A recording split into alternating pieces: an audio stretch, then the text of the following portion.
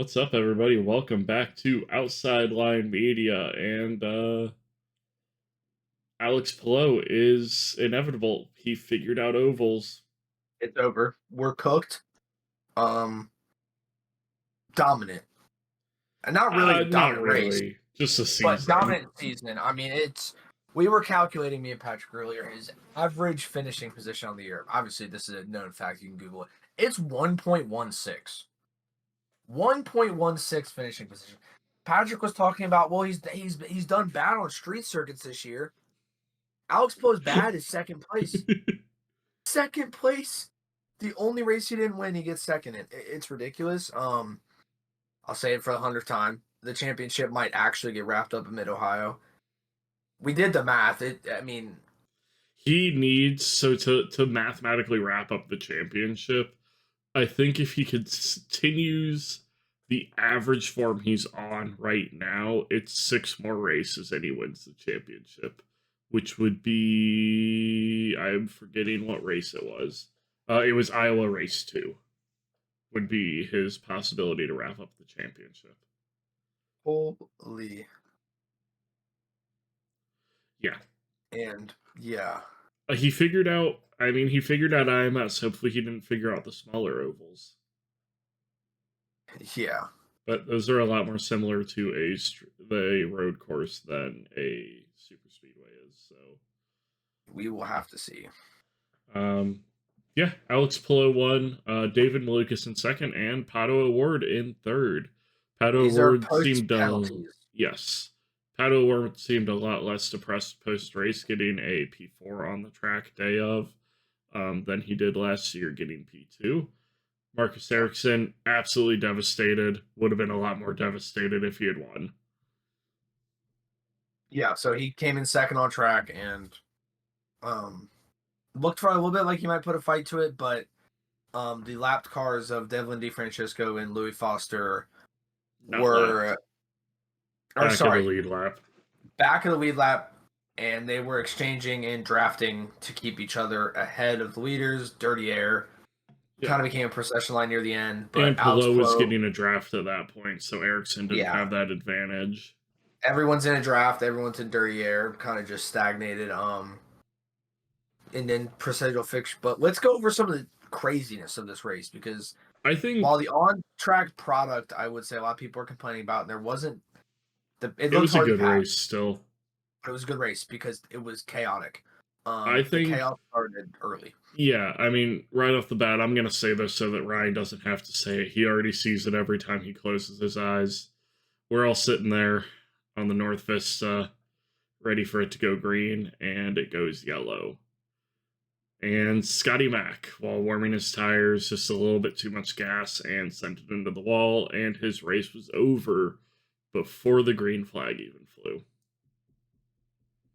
Yeah, it was very tough to watch. Felt bad for the guy. You could tell he was wrecked. I mean, he was crying just on his knees, crying. Looked just dejected. And in the interview after the medical center, no one wishes that upon anybody. Tough start. Got a feel for the guy. We're all human. He made a little mistake. Stuff happens. His tiny mistake just happened to be a really bad time for that. Yeah. I'm going to blame it on the hybrid, too. I think without that extra 100 pounds, he might have caught it. I'm going to blame it on the hybrid. I'm going to say the sprinkles in the racetrack. I don't know. If you're a Kyle Larson fan, he was trying to sabotage Kyle Larson, obviously. Kyle Larson did some things after that I have had to change my allegiances in NASCAR, but we'll talk more about that in the NASCAR video this week. But I can't have you hating that. I mean, Scotty Mack's out of the debate for the greatest driver in the world now. Yep. He can't be. But then once we got green, we made it a whole half mile before Marco Andretti had contact with Jack Harvey on his inside. They decided to go 4 wide into turn 1. Normal shenanigans when you got fast people in the back of the pack. Yeah, why not? Why not? So his race was over after 4 laps because of the aborted start. It still continued counting laps. After that, all those laps under yellow. The ECR boys were in the front. It was a ECR 1-2-3. Looked like a strategy masterclass from them, and it probably would have worked out. I think they were on the right strategy at that point, and Christian and Rossi were just swapping positions in the front while Ed was in the back blocking people and preventing them from getting around him while his driver's fuel mileage up front. It was honestly a genius strategy call that got Yeah. completely undone when Alex Rossi had a gearbox overheating issue, which then turned into a pit lane fire. Yeah, very gnarly one too. Caught a crew member on fire. Luckily, AMR saved the team. Quite literally yoinked the fire extinguisher out of the team's ECR out of their hands and said, "Let me show you how a real safety guy does things." All right, and rushed in there, got everyone sprayed off. No severe injuries, but Alex Rossi out for a race and dejected as well. I mean, threw his glove, pissed. He thought that he had in his interview, he said he had a car to win. It was his best feeling car around the speedway that he's ever had. Even better than his 2016 winner. So got a feel for the guy. Fortunate ending there. VK spun into the pit lane. Yep, a little before that, VK had a that little was a little spinach after. trim. Was it? Yeah, I'm looking at the box score. Oh, okay. Robert Schwartzman had an incident. He locked up both fronts going into the pits and then also locked up both fronts going into his pit box, and I'm surprised that one of his crew members wasn't severely injured. Looked like one on the stretcher, and he said one was injured after the race. Yeah. I would guess a broken leg, just looking at how he hit. I heard no one got severely hurt. Okay. Which I don't believe. I feel like the guy had to have broken his leg. He's basically pinned between the pit wall and the. I feel like two people could have broken legs and feet there. But yeah, broke the front suspension on the car, ended his day. Horrible, tough scenes for the pole sitter. Still impressive Indy 500 from him, regardless of outcome. Yeah. Starting pole is awesome. So the greatest driver in the world then decided that he needed another caution, needed to get to the Coke 600 early. Downshifted on cold tires from fourth gear to third gear in a corner, trying to get a run, and you could get away with holding it flat and going from sixth to fifth in a corner. I don't think you can do that from fourth to third. That's what it looks like. Spun him around, and he took out Kiffin Simpson and everyone's favorite driver, Stingray Robb. Tough day. Spun. Got him straight to the helicopter. He already wasn't going to be able to complete the double due to the amount of cautions and the rain delay at the beginning, and we'd had a rain yellow. We had a rain yellow around lap 19 for 10 laps for some sprinkles. Sprinkles plus. I thought there was a yellow for another reason there too. No, that one was the one that was just the condition yellow. Yeah. Yeah. So tough there. Joseph Newgarden then had a fuel pump failure. Three-peat died. I think the only louder cheer was when Connor Daly took the lead. Yeah. A lot of just it was some pretty loud boos during driver entries. Not as loud as Tom Brady, but still pretty loud. Beautiful. We love Tom Brady boos. I was one of the people booing, of course, because fuck Tom Brady. But so Kyle went on his way, did his double. Joseph lost faith in the triple. Tough day for him. Fuel pump issue. Ryan Hunter-Reay was looking set to take his second Indy 500 win, but weird stuff happening. I don't think it's even fully confirmed what happened yet. We've heard fuel issues. He came out personally on Twitter and said that they ran out of fuel, the fuel lines ran dry, and they couldn't get it reprimed. And then there was also, there was a mechanical issue too with that car afterwards. They haven't come out and said anything about that, but it did not sound right when it was finally brought back onto the track. It sounded like it was struggling a lot. I saw him pass in the cool down lane twice. Car just did not sound good when he went by. It says he mechanical DNF'd. Yeah, I think that they just called it a day after that second unscheduled pit stop. Yeah, just gave up. So tough Tough for Scott him. Really looked like Dixon, he was primed yeah, to win. Really, Ryan Hunter had one of the fastest cars on track and was in a really good spot. I mean, he definitely could have won. yeah. Scott Dixon issues early, just bad weekend. Brake fire had a brake fire. Never really got it fully working the whole They car. replaced that caliper, and then they had another.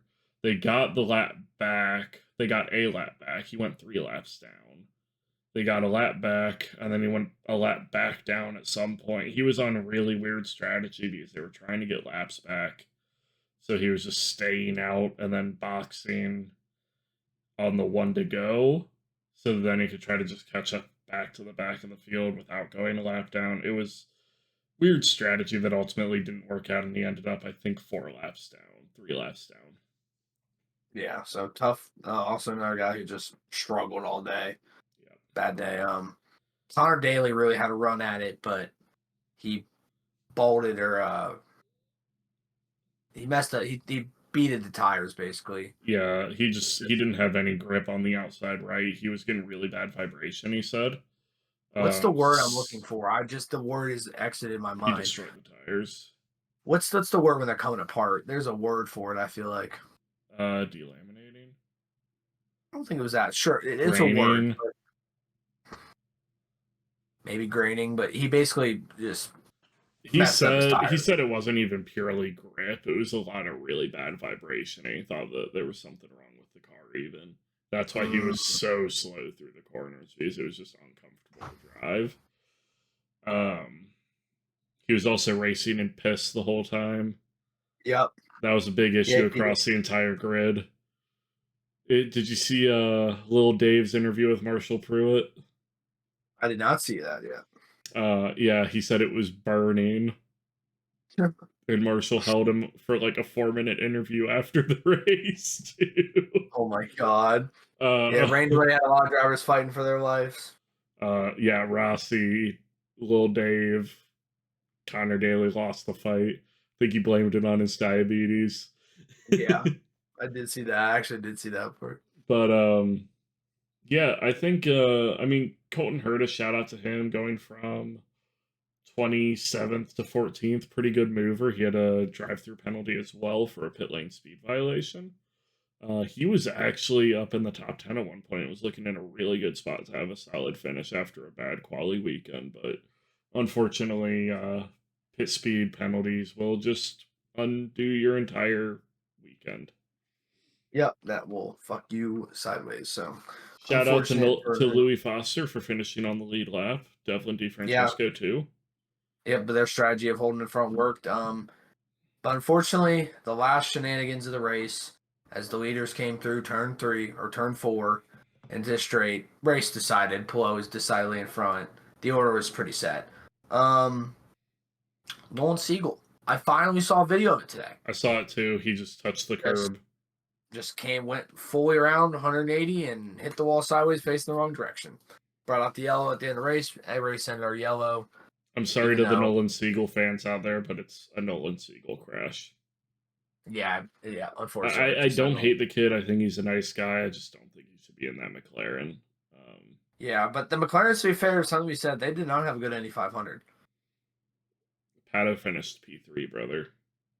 I mean, yeah, but he had no shot. He never was fighting for the win. They won some attrition, but he was looking like it at the beginning of his final stint. But, yeah, but I think he just destroyed the tires at the beginning of that final stint. They just all kind of stayed where they were. They weren't really able to pass. Yeah, Christian Lundgaard with a quiet P7. Christian Rasmussen with a really good P6. Elio recovered from a pretty disappointing qualifying, all things considered. Got a nice little top 10 finish there. He was the second best finishing Meyershank car. Yeah, I think, you know, if I had to pick a winner of the weekend, I think I would give it to Connor Daly. I think that race might have put enough faith in. Oh, you guys will see my cat in the background now. Look at that. I think that race alone might have put enough faith in Janko Salinger to hopefully sign him for another year. Yeah, hopefully. I mean, he's been Um, doing well all year, but I think that Connor Daly's known as an Indy 500 driver, and ultimately that's the race, especially for a team that's not competing for championships. mhm. Yeah, no, for sure. Definitely a good weekend from him. Hopefully, I know, like you say, it's usually an 500 driver, but maybe he can still roll some of this momentum rest of the year, get some good finishes. Yeah, we've got If a I had lot to of choose, ovals coming up. yeah, if I had to choose my winner of the weekend, although obviously gut instinct, it's Alex Blow, Yeah. but I think I give it to David Malukas. Yeah. I mean, P2 after the penalties, which we'll get into next. P2, P3 on track for a Foyt. Now, granted, well, you Floyd gotta think. always runs pretty well here, but I mean, You think gotta think. about it. David Malukas and Santino Ferrucci were the lead Penske's.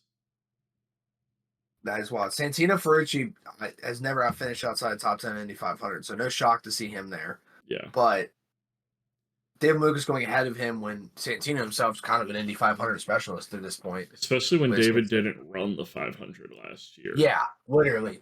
So, I mean, great. That's my winner if you had to ask me. But so the race finished up. I think we covered all the incidents and shenanigans. But let's get into the even more shenanigans IndyCar had in store, because when they said they were going to get more scrutiny and get better at tech, they said, motherfucker, today. Yeah. Because right after the Indy 500, next day, some people were disqualified from post-race tech. Yeah, so the number 90 of Callum Ilott with Prema was not disqualified, but moved to the back of the field. All right, not disqualified. None of these guys were disqualified. They were moved to the back of the field, fined $100,000, and strategist suspended. I don't think it was strategy. Crew chief? Let me double check. Hold on. Someone was suspended, right? Yes. So all these three streetcars. Team / competition managers have been placed on a one race suspension to be served in Detroit. So that is unfortunately. So Prema had some front wing shenanigans going on. They got an improper conduct penalty. Don't know what's up with that one. I've heard nothing about that. But they didn't really, I mean, improper conduct penalties, they never really go into depth. They just give them the improper conduct penalties. So I'm guessing it might have been something that happened when they were teching the front wing, and maybe the team representative there got a little heated. Andretti,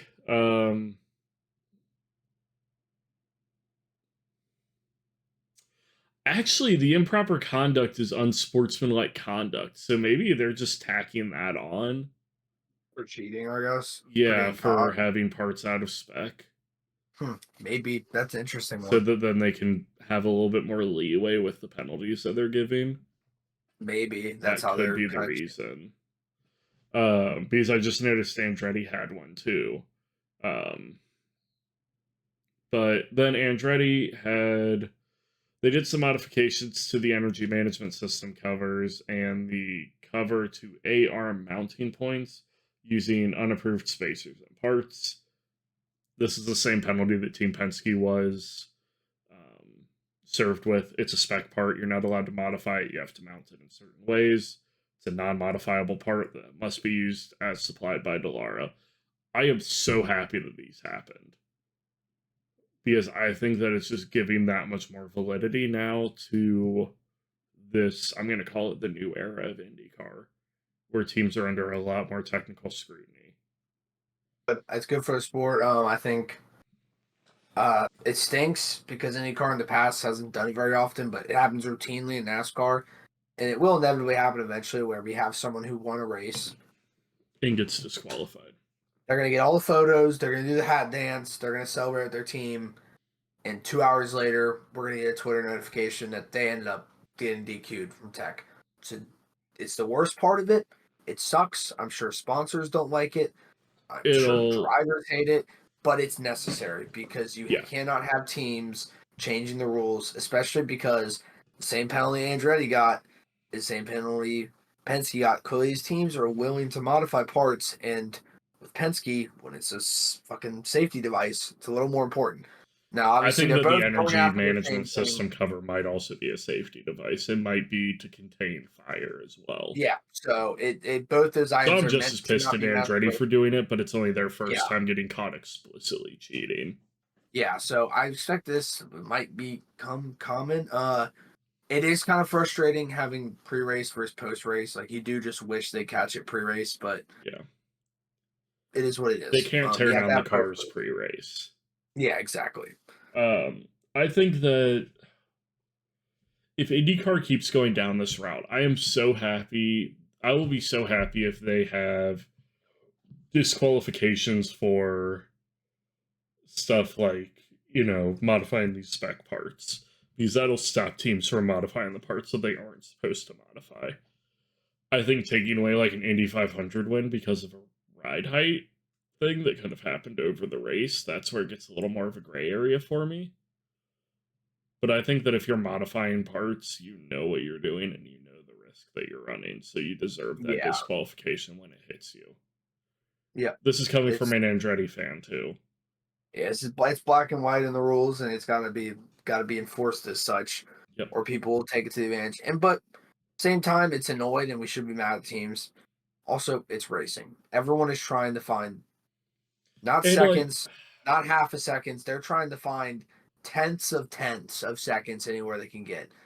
So I wouldn't crucify these teams, but they are getting caught cheating, and they are going to learn that this is the standard. So the only reason Penske got crucified, like I said, is because of how lenient the push to pass scandal was. Yep, and the fact that the optics, it was kind of a tipping point for a lot of fans that were already upset. So stuff that we've already but I'm been glad voicing lately. I'm glad they are standing to what they said already. Immediate results. That's awesome. I think that also,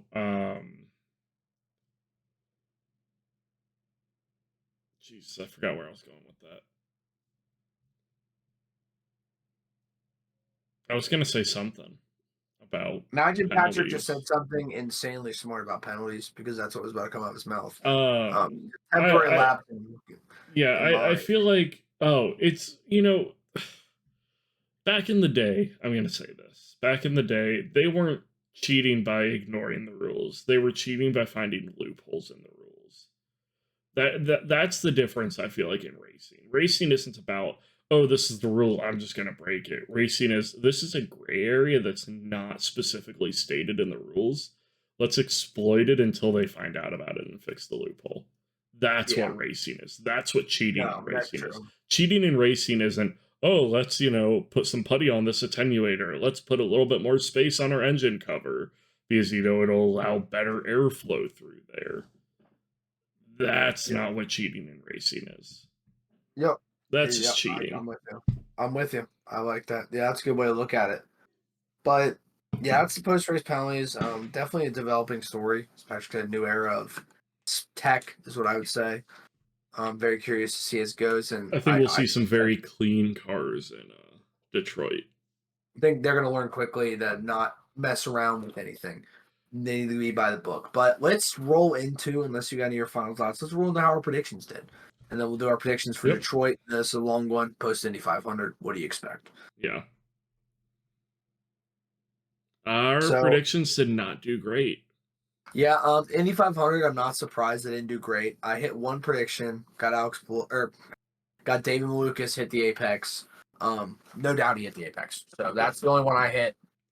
All my other ones missed. Patrick beat me on full course yellows by 1. There were 7 full course yellows. I predicted 5. He predicted 5. I predicted 10. 7's closer to 5 than 10. Yep. Tough shit. So Patrick got that. What other ones did you get? I also had Pato Award in my top 3. Thank you, penalties, for coming in clutch there. That is true. That was from the buzzer. Yep. Otherwise, it would have been a tie for me on the week. I argued for you, Marcus. I argued for you to get to hit the apex, but unfortunately, it just wasn't quite there. That road car wasn't good enough for you. Yeah. And you want to talk about holy hell of a miss. I missed the apex of Alex Palou. We both had that. We both were praying. I'm done, and I'll get in this in a second. I want to go on a quick little rant about Alex Palou when we get to our Detroit predictions, but I'm done doubting him. That's all I gotta say. I'm done doubting him. Did you see interesting comments from him? He's not even thinking about F1 anymore. Yeah, he shouldn't be. Like, it's just, well, he said, like, just the allure of it's not there anymore. He wants another Indy 500 win. He doesn't want to go to F1. He wants an Indy 500 win. Yeah, love that. I think that's just a testament to how good our sport is. Yeah. You've got somebody who is currently in court because he wanted to try to get into F1 by signing with Arrow McLaren and then unsigning with Arrow McLaren and going back to Chip Ganassi. Which is, there's a whole reason in the deep spiel. Maybe we'll do an episode on it, on why I hate Arrow McLaren. Reasons: they doubted my boy Lil Dave. There are court documents that show they doubted our boy Lil Dave. He just beat their driver. He beat your favorite driver, unless your favorite driver is Alex Palou. Yeah, he beat everyone else's favorite driver. He beat Pato. Yeah. But yeah, definitely a good 500. And I mean, Alex Palou, you can't hate the guy, and you can't. Honestly, I'm happy he won the 500. Ryan and I were talking about this. What better steward of the sport to have going on this huge media tour than Alex Palou? Yeah, you know he wants best for IndyCar. He will do nothing but try to attract more fans for the rest of the season. I love it. I don't hate him. I can't hate the guy. He's driving at a level. He is genuinely such a nice guy, too. Yeah. He's driving at an unparalleled level. No one's ever driven this good. It's their first 6 races. Let me pull up these stats. So I asked ChatGPT what the most dominant IndyCar, kart, or IRL season was. And it said that the most considered most dominant season was Sebastian Bourdais' 2005 kart championship. He won 6 out of 13 races. We're 6 races in. Alex Palou's won 5. Yep. Over 100 points clear of second place. I think Alex Palou might already be 100 points clear of second place. Alex Palou is 113 points clear right now. Championship clinched with 2 races to go. I think we were looking at 112. Okay. 112. Championship clinched with 2 races to go. If he continues his form, we're looking at 4 races to go, I think. Holy. Connor Daly is closer to Pato O'Ward than Pato O'Ward is to Alex Palou. Is Pato O'Ward second now? Yep. I know it was Kirkwood for a little bit there. Yep. Connor Daly, who is in 18th position in the championships, is closer to Pato O'Ward than Pato O'Ward is to Alex Palou. Yeah. With that, let's roll into our Detroit predictions because we're going to the streets of Detroit. I found out today that the streets of Detroit was a track map that I saw on the back of somebody's car 4 months ago. Couldn't recognize. I don't know ball, apparently. I know the track, though. I remember it. Long goal straight. And a bunch of squiggly lines. We love Detroit. So let's roll into our Detroit predictions. Who you got? Real quick. What's the score? What's the score on the year now in IndyCar? All right, so after that, we keep a close fight in IndyCar. It is 23 to 21.5, with me in the lead by 1.5 points. So I extended my gap by 1 point this week. So it's tight field. I think these predictions are surefire. I think my predictions will close up the field a little bit more. Heater bangers. I just realized I've made a mistake. It's fine. We roll. What's your third place, Patrick? I've got Colton Herta bouncing back in the street. I love when you're delusional. Hey, Andretti is great on the street courses. They're the only other team to win a race this year. Good thing nothing significant has happened to Andretti the past week or so. Everything's been Not calm for Colton's them. car. His Andretti as a whole, crew. though. I know, I but his know, crew is all the same. I know, but Andretti as a whole, it's And still going to Joseph affect them. Newgarden lost his strategist for the 500 last year and won That's fair. it. I like it. Just Colton Herta hasn't been there this year. No, he There just hasn't. hasn't. Andretti I'd like to hasn't see been it for there him. either. Yeah, I'd like to see it for him. Who you got in P3, Ryan? I got Christian Lundgaard. I think the Aaron McLaren's gonna have a little bounce back from the 8500. So that's who got second. Look, I was just talking how Colton Herta's team wasn't affected. Kyle Kirkwood's team is affected, but I think he's going to have a nice bounce back. He's the only other driver with a win this year. Owner got to win. I like it. I'm sticking with Aaron McLaren train. Pato Ward second. I did unfortunately realize before I made this list that it is the top 3 in the championship. So this is bitch picks at its finest, actually. But I made these before looking at that, so it doesn't count. All right. I think Chevy is going to get its first win of the season. Oh, my. With Christian Lundgaard winning the Grand Prix of Detroit. Oh, it's nice. I'm pretty sure Chevy's the sponsor of it. Yeah. If I'm not wrong. I think that Chevy's finally going to pull a win out. At the Chevrolet Grand Prix would be great for them. Yeah. Would be great for them. I spoiled it already by saying it. I'm done doubting him. He's dominant.